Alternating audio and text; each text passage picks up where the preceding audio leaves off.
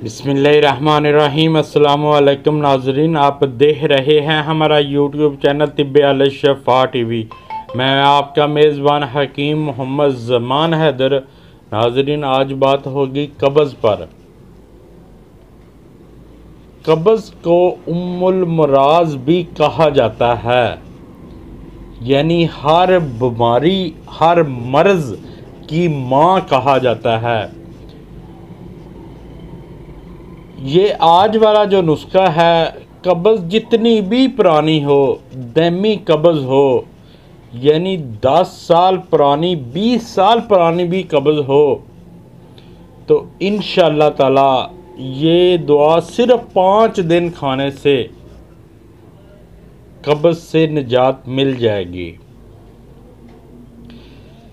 ये तो वही मरीज़ जानता है ना जिनको कब्ज़ होती है, तो मैं ज़्यादा वजाहत नहीं करना चाहता, सबको पता है। इसका जो नुस्खा दूंगा वो मुजरब है। ये एक मेरा दोस्त था, उनका ये नुस्खा था, मैंने ये बनाया और मुझे बहुत ज़्यादा फ़ायदा हुआ, तो मैंने सोचा ये आपके साथ शेयर कर दूं।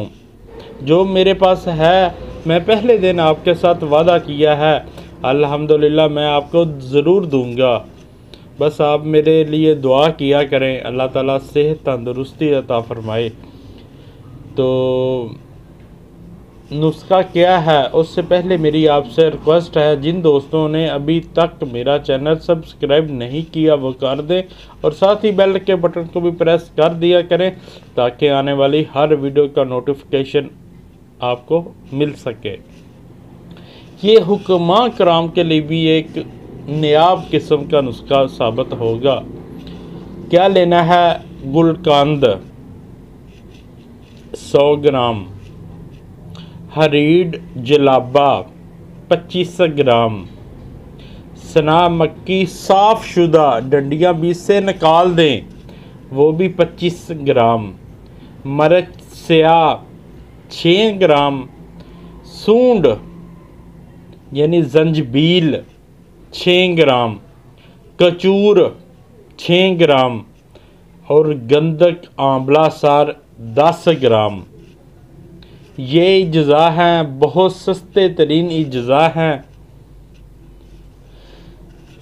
गुलकंद के अलावा सभी चीज़ें साफ़ करके इनका पाउडर बना लें, सफ़ूफ बना लें और गुलकंद में मिला लें, अच्छी तरह मिक्स कर लें। और इसकी खुराक रात सोने से पहले 1 चम्मच